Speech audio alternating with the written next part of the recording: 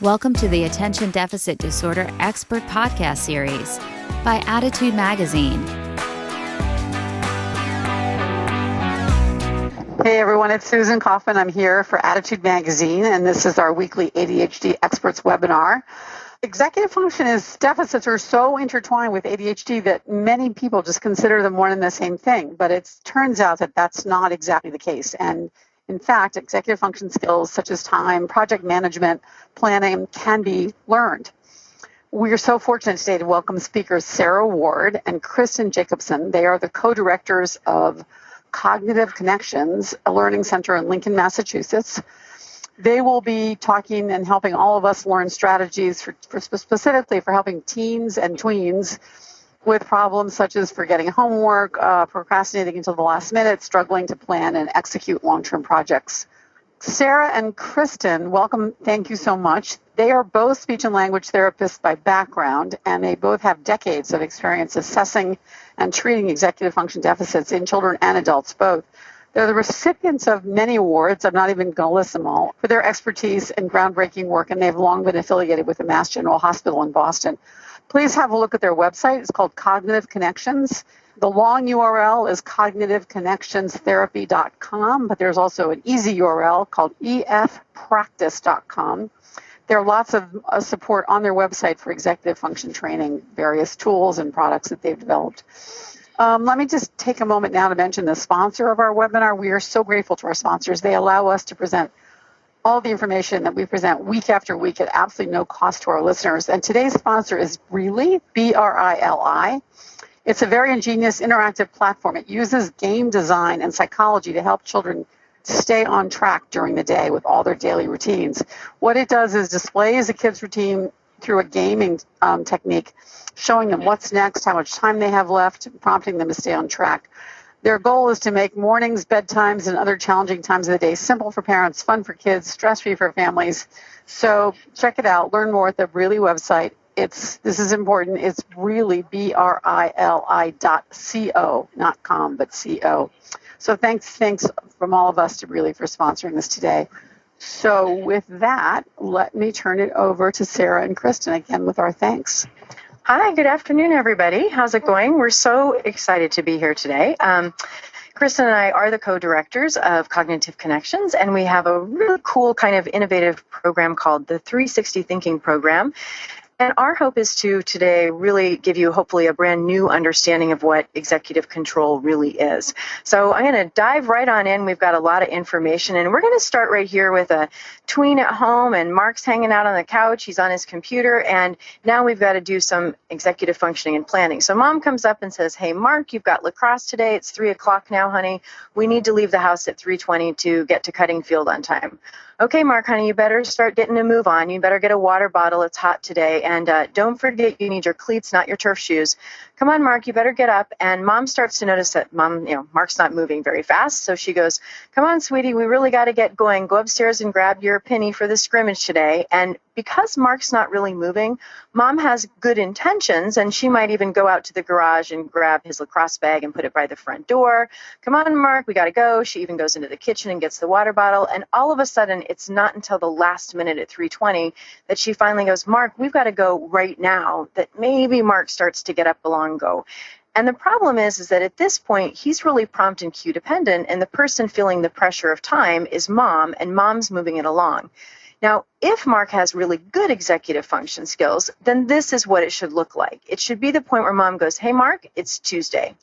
She shouldn't have to say anything else, because if Mark is a teen or a teenager, he's got really good skills, then what he has to do is to say, okay, well, if it's Tuesday, then this is what I look like on Tuesday. And if it's 3 o'clock now, and you're going to hear him making some of these if-then statements in his self-talk, some causal thinking.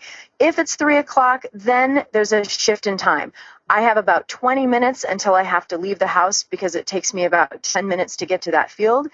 And if it's a scrimmage today, then the objects that I'm going to need is I'm going to need my penny and my shorts. And if the space that I'm going to is Cutting Field, then I need my cleats, not my turf shoes. And the other thing is, Mark has to pay attention to people. parents naturally give really good cues about time transitions. If we're in the house and we're sort of managing the afternoon, we change our pace and our voice. Okay, honey, we got to get a move on, and we're cueing that. And as we start to move through the house faster, our children need to read that. That ability to naturally pay attention to the space, what time is it now, what's coming up, the organization of the space, where are materials and what objects do I need, who's in my space and the people that I'm paying attention to, is a critical underlying skill for executive function called situational intelligence. And executive function is all about situational intelligence. It's your ability to sort of stop and to be aware of what's happening now and what's coming up next. And in fact, executive function has nothing to do with IQ. Half the time we test these kids and really they present with average, if not significantly above average intelligence, but it's all about situational intelligence. And so there's another thing that Mark does that's really critical as part of this executive planning skill. So notice he's on the couch, but as he's imagined, this is what I look like for lacrosse, he then starts to mentally plan in his mind. So he's on the couch, but he says, I need to go upstairs to my dresser and get my scrimmage and get my shoes and my shin guards out of the closet. I need to go down to the mudroom because that's where my stick is. And then I need to go out to the garage and get my lacrosse bag because it has the protective gear and my helmet. The kids who don't have this skill, what happens is they sit on the couch and mom says, go upstairs, go upstairs, go upstairs. And they've not pre-imagined, so the moment they get upstairs, they might walk in their room, see a new Sports Illustrated kids magazine sitting on their desk. They flip through that for a minute, and then mom goes, come on, you need to get ready for lacrosse. So they grab their penny, they walk downstairs, maybe they go to the mudroom, get the stick, and mom goes, where's your shorts? And they walk back upstairs and get their shorts. And then they come down and they go out to the garage and they get the helmet. And mom says, remember, you need your cleats. And then they go back upstairs and they get their cleats. And then they come back downstairs and they go to the garage and they get the equipment bag. And then mom says, honey, you need your socks. And so there's all of this ineffective planning in a moment in time where they're just zigzagging all over the place. And so what is the problem here is why is it that parents are so frustrated? Because the challenge at the moment is if you're a child who doesn't have this pre-imagination planning skill, then in fact parents really are kids' prosthetic frontal lobes, and they're the ones that are holding on to that imagery and planning in their mind. So our real goal is to sort of pass that planning over to the student. So what do these situational awareness skills look like at school? Well, here we have a girl who's standing at her locker, and she's getting ready for science class. So she imagines herself in science class, which cues her to grab her goggles, her homework, and her lab notebook.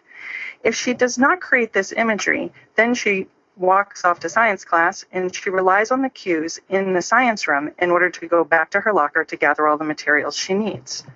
This skill, where we have to stop and pre-imagine ourselves at a future moment in time, is referred to as mimetic ideational information processing.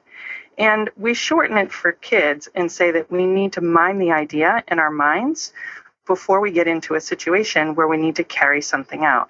So here we have a girl who's dropped off by her mom, and she's getting ready to go into school. Before she walks into school, she imagines herself sitting in her first class, and she'll be able to use that imagery to engage in self-talk and say, well, if I'm going to see myself in class, I better go to my locker. I only have a few minutes before the bell rings. I need to get my poetry journal, and then I have a science class next time, so I better get my lab goggles. Mrs. Smith is a really tough teacher, so I better turn in my journal so I do not lose points. This skill of mimetic ideational information processing is something that we do all the time.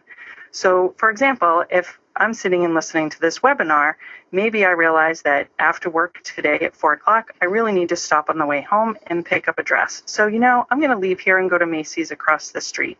But then I realize, well, there's a lot of traffic at 4 o'clock, and that might be a little tough, and I'll be home and I'll be at a late time for dinner. So maybe I'll just get on the road and head home, and then I will stop at a store that's closer to my house and realize I'll feel a lot better if I can get to my house at a time when I can have dinner. These skills of future thinking have 4 elements, and we call this mind miming, and we use MIME as an acronym. We always stop and think, okay, what will it look like in that future moment in time? I will see myself in the store. What will I look like? And then how do I see myself moving through the store in order to achieve my goal? And then how will I feel at the end? I'll feel great because I will make it home in time for dinner. And those 4 features are so important in order for the support we give our students to be executive functioning based. If I'm a student who needs to get ready for school in the morning, I may be downstairs and I need to stop and make an image in my mind of what it looks like in my room where I need to get ready. And then I will see and imagine myself in that space in my room. And I will imagine how I'm going to move through the room to pick up my backpack, grab some notebooks, pick up my sweatshirt at the closet, and then head out the door. And then I will see that I will feel great because I know that I will not miss the bus and I will make it to school on time. All of these skills we put together into one model where we stop in a moment in time and imagine a future moment in time. And we begin our planning by thinking about what something will look like when I'm done. And we make that image in our minds of what it will look like and what I will look like when I'm done. And then we work backwards and we move through the steps that we need to do in order to make the end look the way we want it to. And then we move backwards from those do steps and think about what are all the materials that I need to gather in order to get ready. Once I have that plan in mind, I then start gathering all my materials. I then move through all the steps that I need to take, and then I stop and I evaluate how well my plan was carried out. Those top 3 steps are what we refer to as we move backwards as the task planning we keep in mind, and we work backwards through that to move forward to execute the task. And then when we're done, we then go back up and monitor how well our plan has been carried out.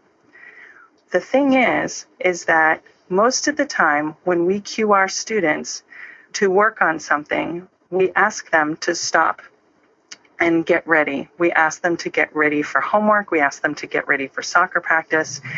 But we rarely ask them to stop and think about what they will look like in the end if they were done and ready to carry out the task.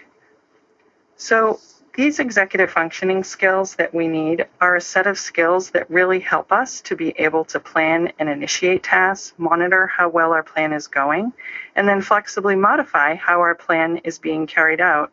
All the while, we need to be aware of the passage of time. And all of these skills we call the 360 thinking skills. And we imagine that all of this planning and executing is happening while we're comparing our actions to the tick of time.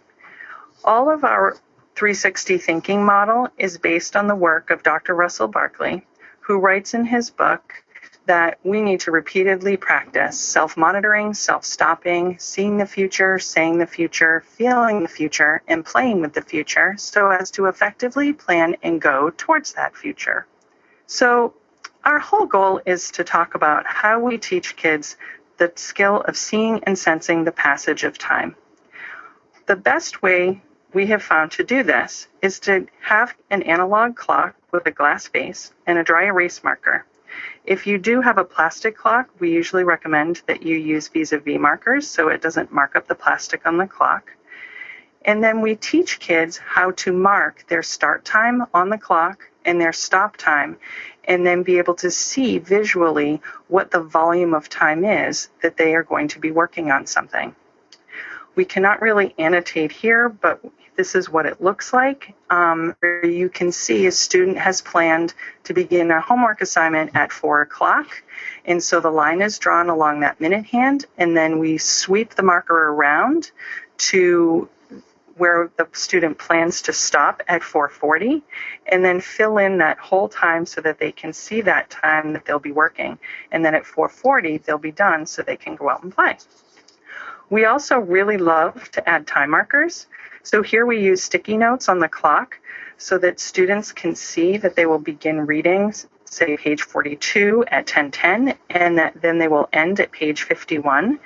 And then what we do is we mark a midway checkpoint midway through the time that they have planned to work, so that midway through the student plans to be at page 47. And then we use a power clock to set that midway time point so that they can monitor how well they are working towards their goal. If they are working really well towards their goal and midway through they're at about page 47, then they can continue working. If not, then they may stop and replan at that time or change their pace. We usually use that power clock, though, just at that midway point because we really want the timer to be used as a way to monitor how well they're doing and not necessarily to use it at the end mark where they would be speeding through a task to the end point.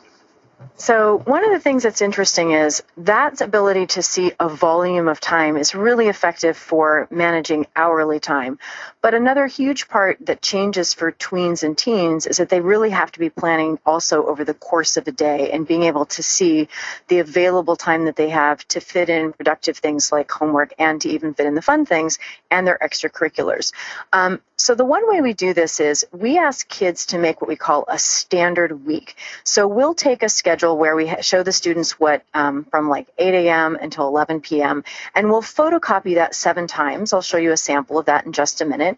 And we start by filling out what are the guaranteed commitments that a student has. So we'll fill in school, drive time to school, and baseball practice. If they have a consistent commitment every week of ACT tutoring, we'll fill that in. But we only put in the consistent things that the student has. If they have a baseball game, we don't write that on that schedule. So as soon as we have a standard week at a view, then what we do is for some of our older teenagers, we'll just photocopy it. But for our younger teens, what we do is we put them inside plastic sleeve protectors, so it becomes a write-on, wipe-off surface.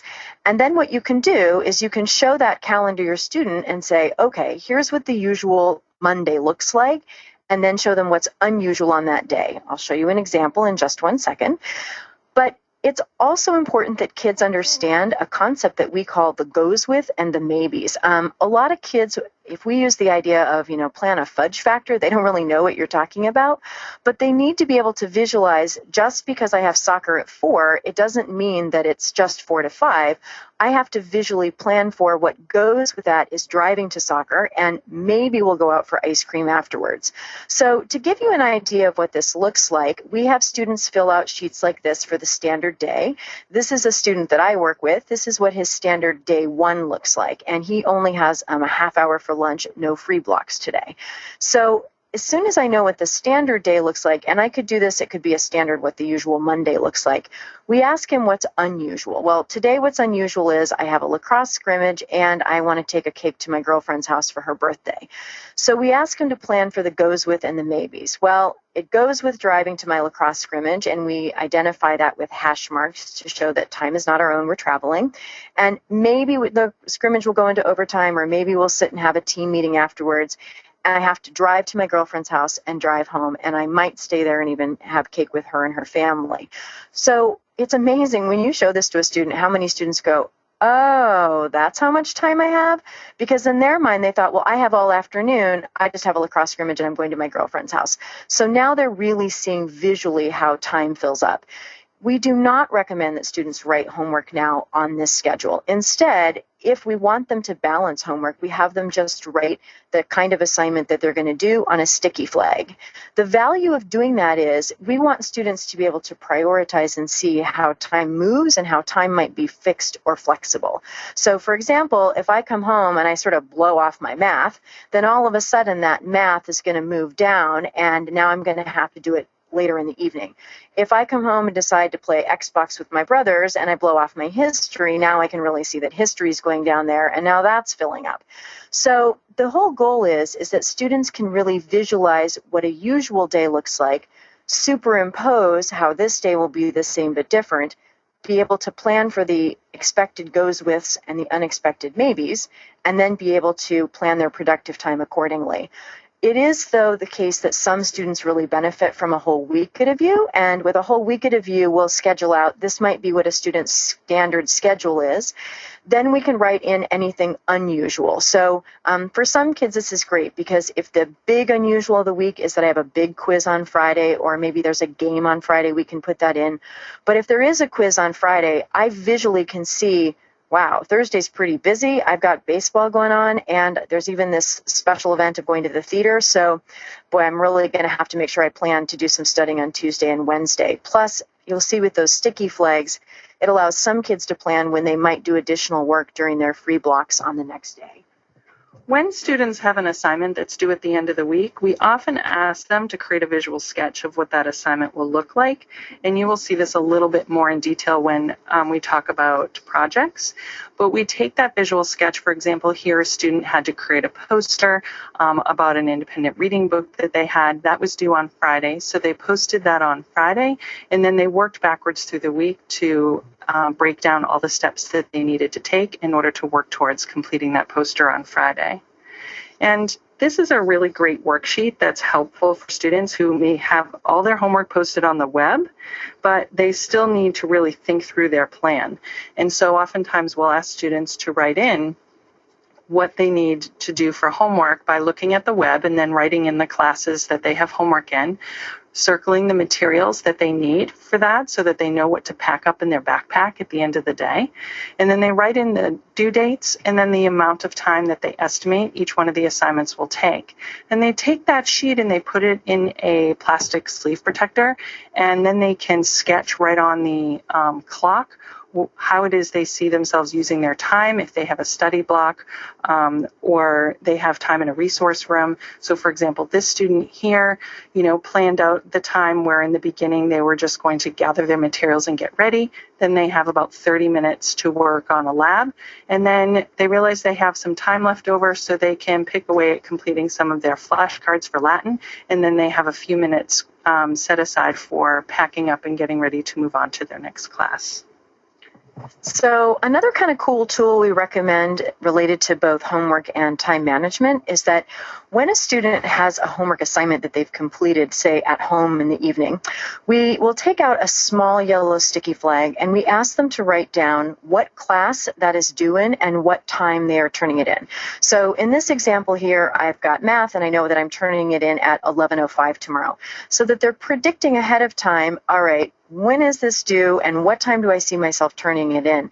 Then when I finish my next assignment, if I know that that's due in, say, Latin, and that's at 8:45, I'm going to put that in my folder on top of the 11:05 one. So I get to school the next morning and I take this out, I can now see, okay, and unfortunately something's not showing up in that PowerPoint there, but it should say Latin on top of there. But I can see, okay, so this is due in Latin at 8:45. As soon as I've turned it in, I immediately have feedback that my next thing that I'm handing in is math at 11:05. So it really keeps students on top of what's to do and when.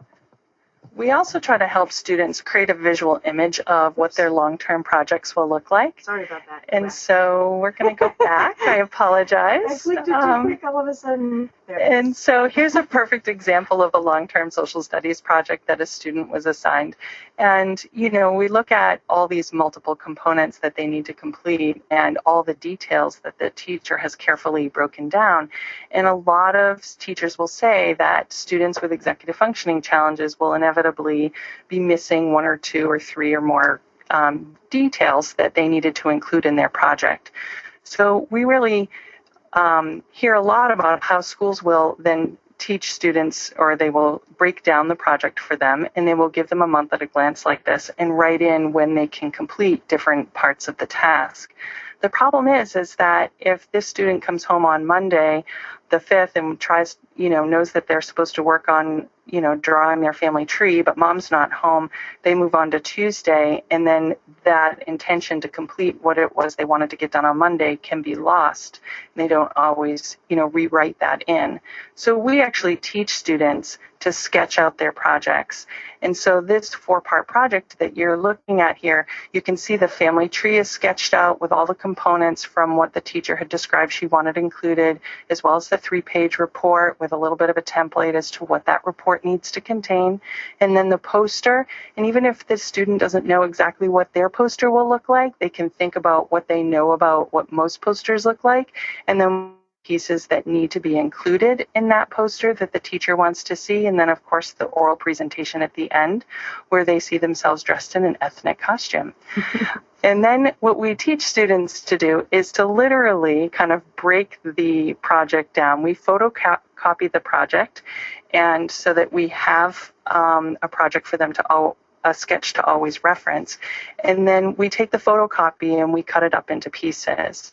And as the student can look at all the different pieces that they need to work on to complete the project, we then have them go to the month at a glance and then use restickable glue and attach the parts that they want to complete on the days when they want to complete them.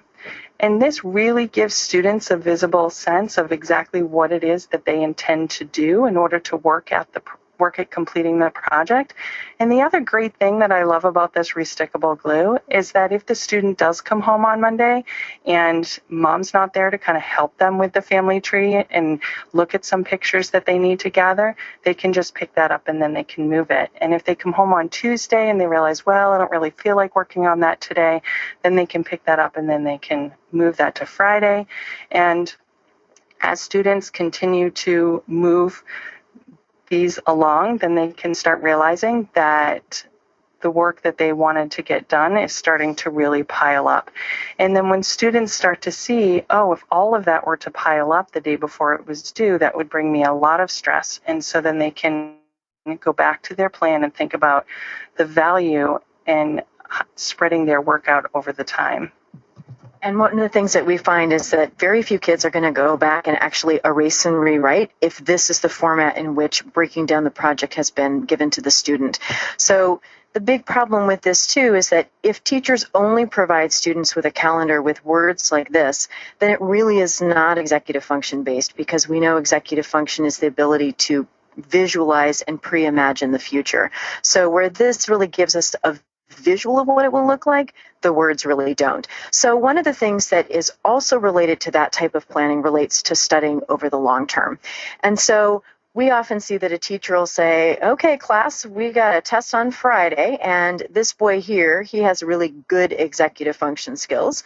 So he mimes the future and says, all right, I see myself at home. What do I look like? I make flashcards. I ask my mom to quiz me, and I see my movement. I've got to make sure I bring a certain set of notes home. Whereas the girl in the back, who does not have such great executive function skills, she hears that there's a test on Friday, and she says, I have a test on Friday. There's no pre-imagination of what her plan is. So the other thing is that we hear this all the time, study for the test next Friday. Parents complain, kids don't really know what study means. And students often equate study with memorize, and they don't really want to start memorizing until the night before. And often, Kristen and I have a lot of high schoolers who come in and we say, okay, well, let's see what you're going to study. And they say, well, I've already looked at my notes. So sometimes they think just looking over the notes is what study means. And as I mentioned, a lot of kids equate study with memorizing. And I have kids who come in, and if I say, all right, well, biology midterm is on Friday, they get a little prickly and they say, I only want to study on Thursday. I've blocked off 2 hours when I get home from my lacrosse game. I'm going to study. And they'll say, I don't want to start studying on Monday. I'll forget everything that I tried to memorize. And I get that. That's actually probably true. But what a lot of students don't understand, and what we share with all of our students, is what we call the study pie. And the study pie really shows that actually only 1/3 of test preparation is studying and memorizing, and that 2/3 involve something else. So we really show students that the first third of studying is reviewing your old tests and organizing all of your notes to sort of match your study guide or to create a study guide. That the second third is sort of going through and then preparing your study tools, things like making a flashcard or creating a mnemonic, whatever works for you. And then once you've created those, that then you have time to study and memorize those. So again, if the biology midterm is on Friday, I find if students have only given themselves 2 hours on Thursday night, they end up spending 1 hour and 50 minutes of that doing the first 2/3 of studying. They end up spending all of that time organizing their notes and making their study tools and run out of time to memorize. So instead, we really show kids, okay, how do you start this process on Monday, and then how do you move through until Friday to complete the rest of that? So let me give you a really good example of how we do this. The first thing is we really want students to be able to prioritize their study time.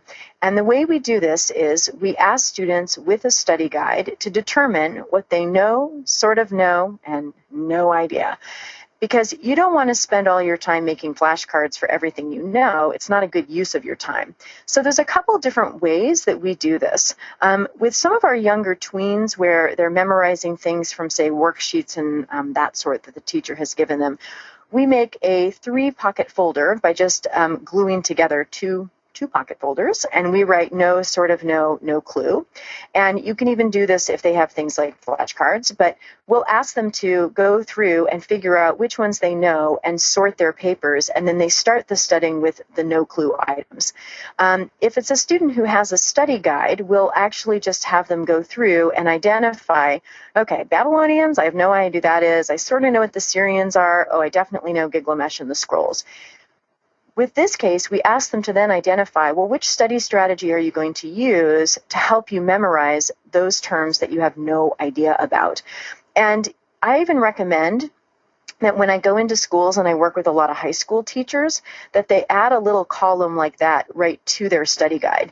And again, I apologize, I can't annotate on this, but you would see a student go through and check off all the things that they know, sort of know, I know that one, I know that one, I sort of know, oh, don't know that one, don't know that one, don't know that one, know that one, sort of know that one. And then they have a priority of, okay, I'm going to start by memorizing and learning and making tools for the ones that are no clue first.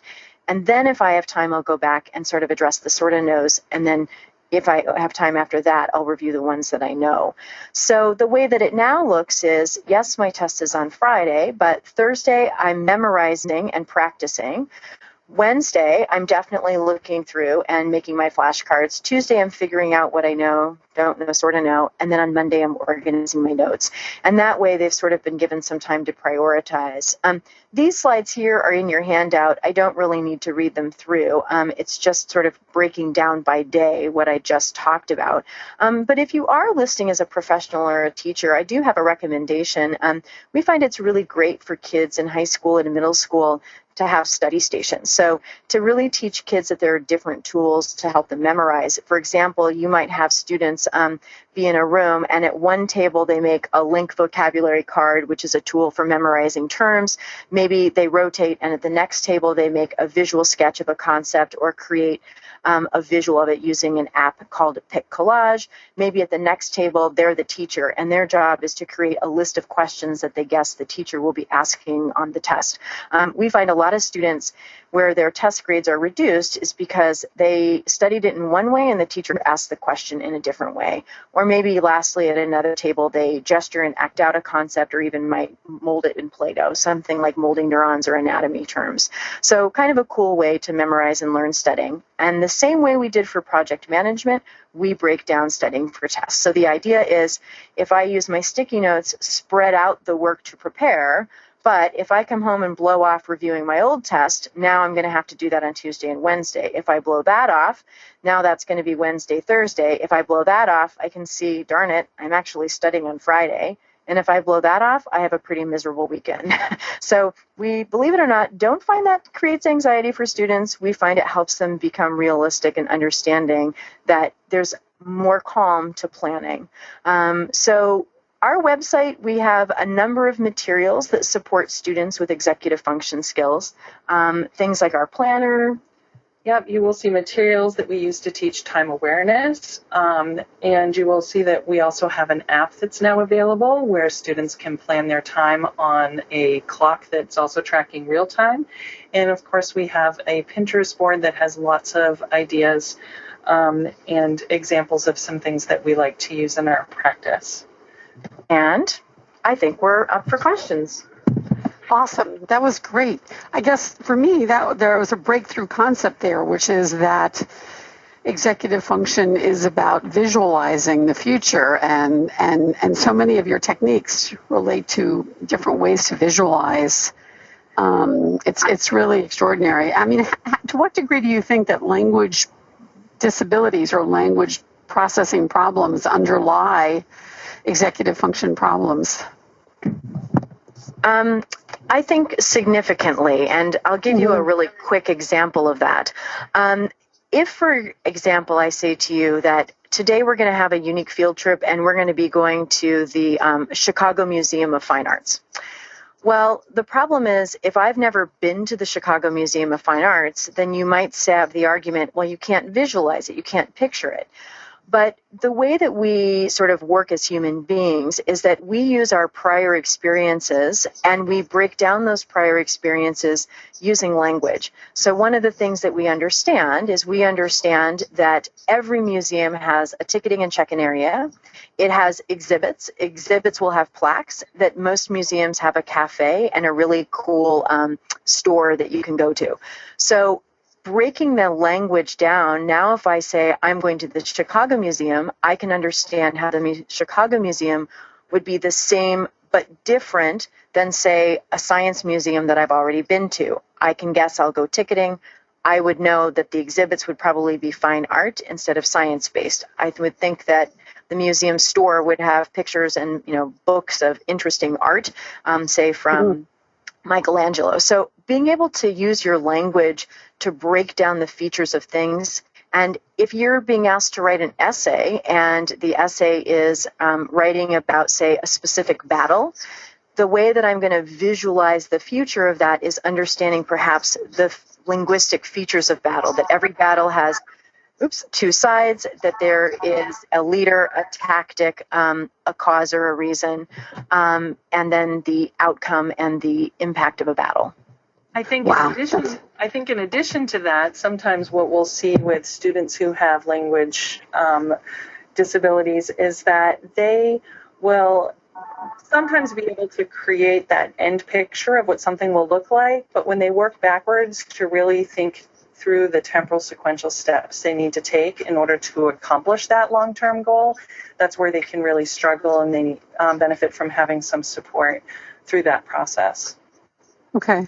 Let's see, there's so many questions here. There's a group of questions that I'll sort of make a generalization. There are probably 30 questions about this that say that this is too much. Their child resists this, that it overwhelms them, that they would perceive any effort to get them to work on organizational skills as too much work, too stressful. Just in general, the question is, how do parents get buy-in from their child to embrace, learning a different way of visualizing what's ahead of them? So I'll put on my mom hat for a minute, and Kristen can too. So I have two teenagers. I've got a 17-year-old and I've got a 15-year-old. So we're right in the heart of middle and high school.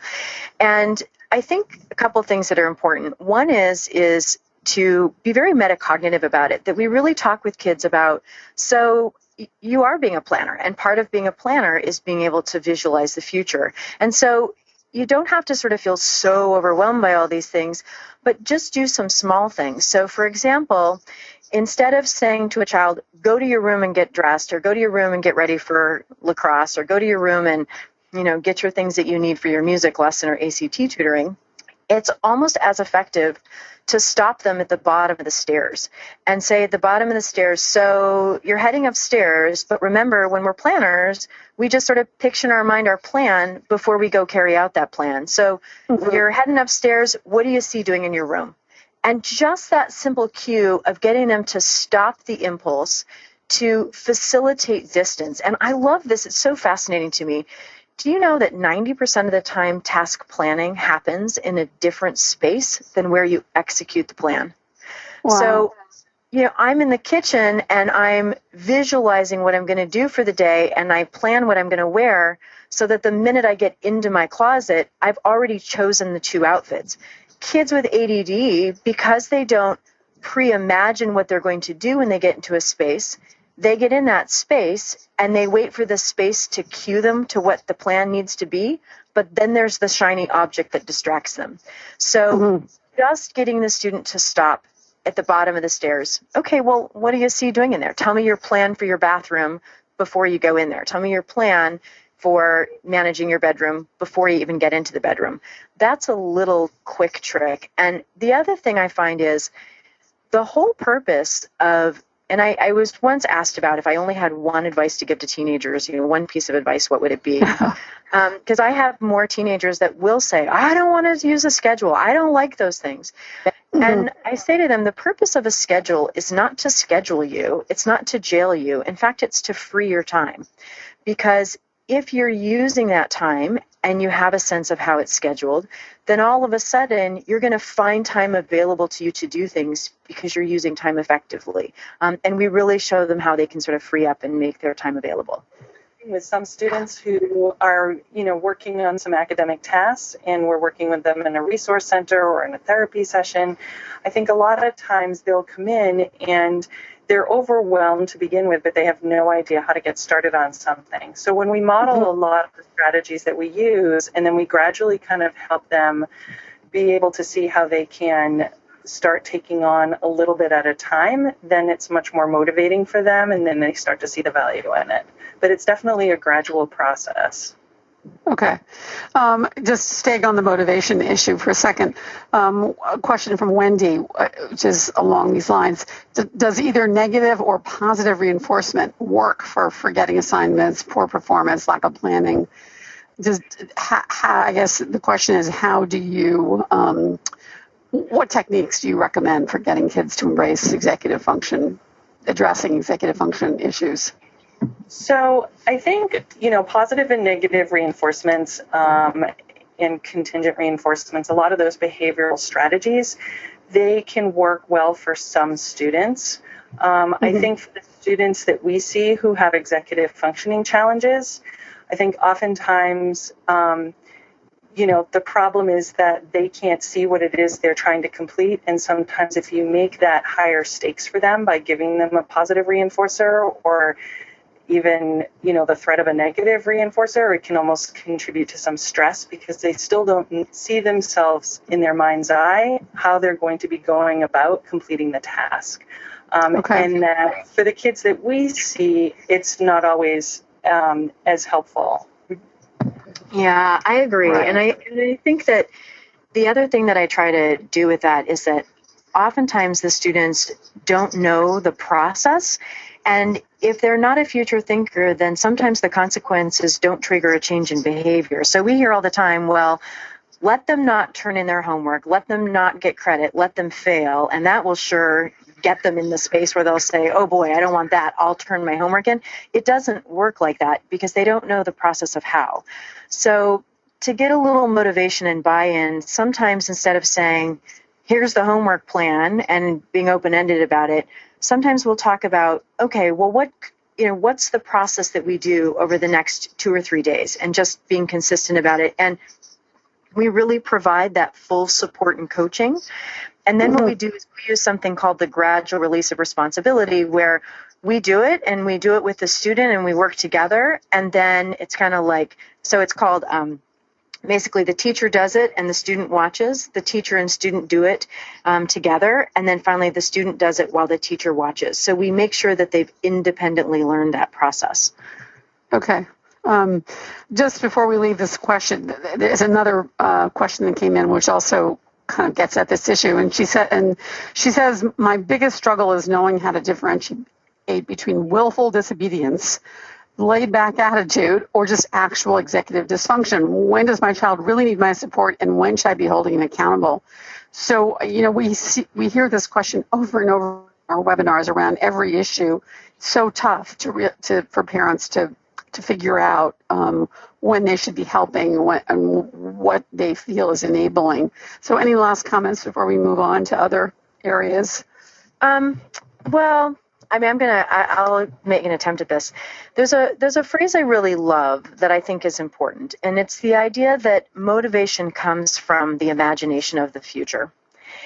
And I think that's really interesting because if you think about it, and we all went to college maybe, and I didn't feel like writing an essay in college. I didn't want to write an essay. So what made me write an essay was that I imagined the emotion of the future. I had the ability to say, how will I feel when it's done? Relief. I'm going to go out with my friends. How will I feel when my professor grades it and gives me the grade that I want? Proud. I want that. But if you have executive dysfunction and you don't have the ability to imagine the future, and we hear this all the time with that phrase about kids with ADD, that their mode of time is now and not now. So I don't have to worry about that essay. It's not now.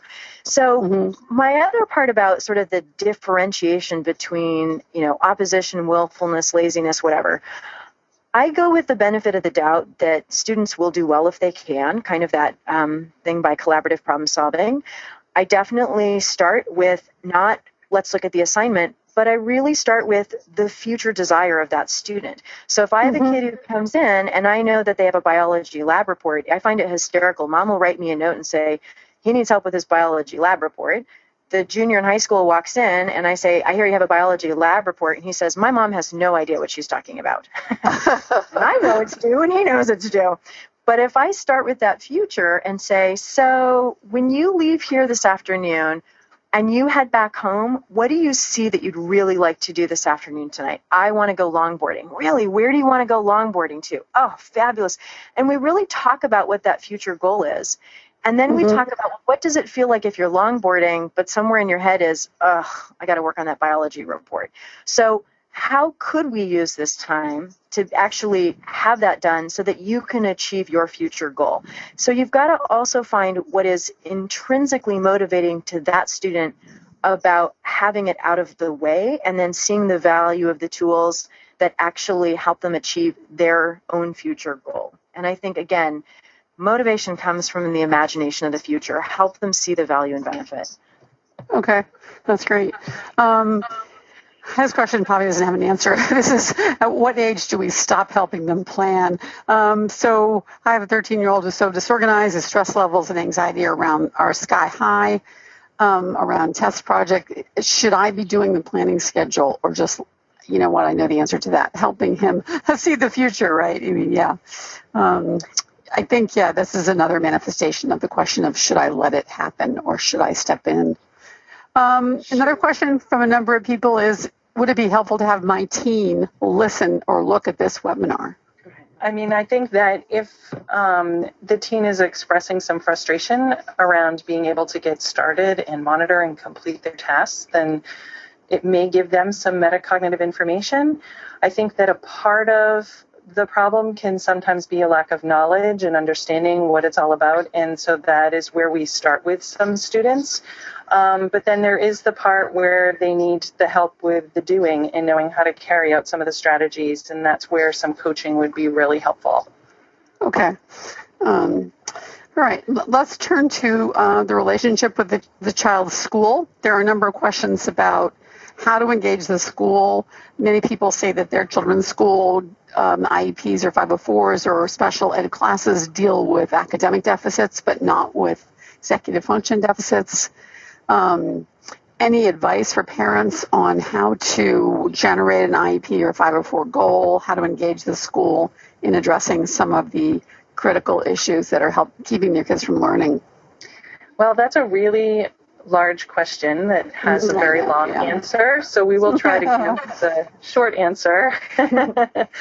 And, I think that, the first step is really helping everyone involved understand what the nature of the problem is, and then being able to identify what the student needs, and then figuring out, is it just a matter of accommodations, or do we really need to sit down with this student and actually create some goals to help them through this process of planning and self-monitoring?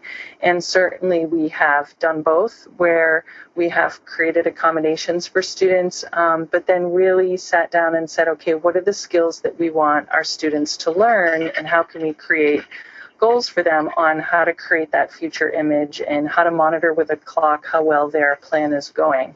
Yeah, okay. Absolutely. And I think the other thing is that oftentimes schools don't know what they don't know. I think executive function is a hot topic, but I think a true understanding of what it really is just sort of emerging and developing. And I can't emphasize enough that even with your previous question, I hear this all the time of where's the line between supporting the child and enabling the child. And I think that's a huge concern for parents and educators, because what happens is that moms and dads on the 504 IEP say, well, we want someone at school to be a point person. And so we want them to check in the student, review their homework, make sure they're turning their homework, make sure they've written their agenda book and packed up their bag at the end of the day. And the schools sometimes do an amazing job of that. And then even though they've done that, the school student gets home and they still have no idea what to do, because even though they've done it in the moment in school, they haven't actually pre-imagined and figured out in that mental dress rehearsal how they're going to carry out that plan when they get back home, and the generalization of that. And I'm going to reiterate again the idea of the gradual release. So if you have a student where you feel like, oh my gosh, I'm helping them with their planning and their projects and their homework and their studying, that's okay. Start off with, yes, show them the process of here's how we plan. Let me show you, and you do it for them. And then maybe the next time you say, here, let me show you. Now you help me a little bit with this. And then the next time say, okay, let's do this together 50-50 until you see that they're learning the process of the how-to. And then you say, hey, I think you're ready. Go for it. Give it a shot. Let me see you do it, and I'll, step in if I see that you haven't quite gotten that process.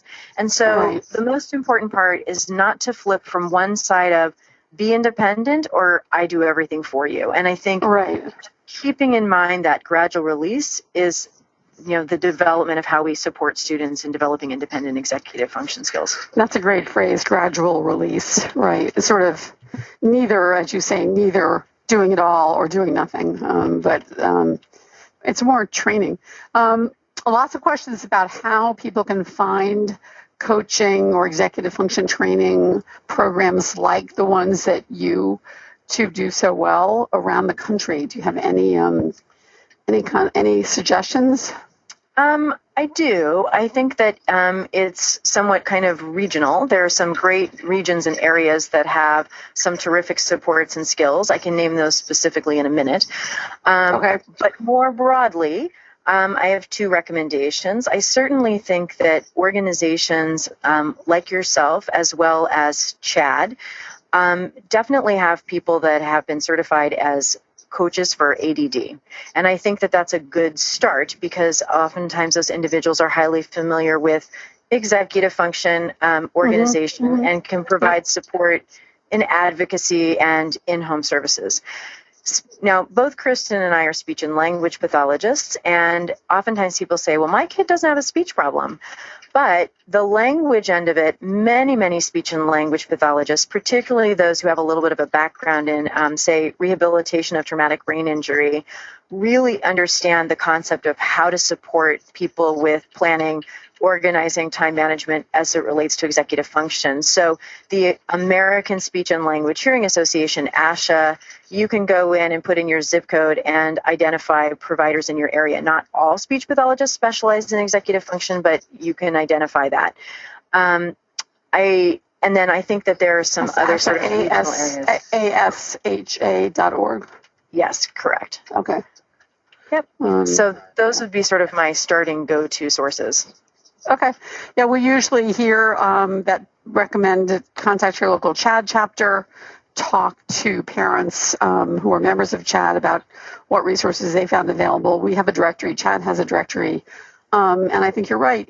Both coaches as well as cognitive behavior therapists who work with students often overlap with the kind of skill training that you're describing. Some adults who would love to know if these same kinds of skills work with adults, if you have experience working with adults. Can adults also have executive function deficits is one of the questions. Absolutely. When we look developmentally, of course, these skills, if you're on a totally normal track, aren't fully developed until 23 to 26 years of age anyway. So both Kristen and I have many, many adults on our caseload that we work with, and we are still using many of the same strategies of supporting them in managing and being able to see what a day looks like, to be able to identify, hours of productivity, and that when they have an hour of productivity, not just to say, what am I going to do, but rather to start with that visual end in mind, that if I go into my office at 4 and someone knocks on my door at 5 o'clock and it's been a productive hour, what do I actually see that I've completed? So, for example, I have a professor on my caseload, and I'd say, tell me your plan. He'd say, I'm going to grade papers. Okay, well, that's great, but if I knock on your door at 5 o'clock, how many papers have you graded? And he'd say, 200.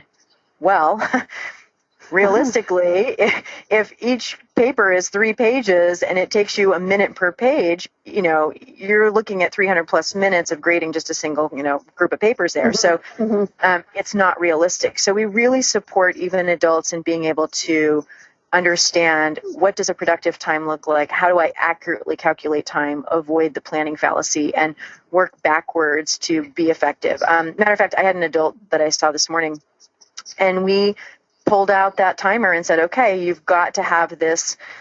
He's a programmer. He had to have a program distributed to his boss.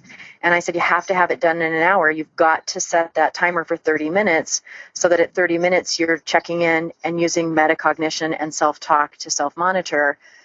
Am I halfway done? Am I where I need to be? Am I still focused on the goal? And if not, let me self-monitor and shift accordingly. Okay. We are out of time. There are just rave comments. I will send some of them to you afterwards. Things like, where were you when I was a student? Or could you please teach my students? And someone else said, just have Sarah and Kristen come back for every webinar. So everyone's very grateful and really enjoyed this and was tremendously helpful. Thank you again, Sarah and Kristen, so much. And thanks again to Breely, our sponsor, the makers of a software that helps students stay on track by visualizing. I see now that's the key, visualizing through gaming what's going on for them in their daily life. Thanks, everyone. Thank you. Thank you. For more Attitude podcasts and information on living well with attention deficit, visit attitudemag.com. That's ADDITUDEMAG.com.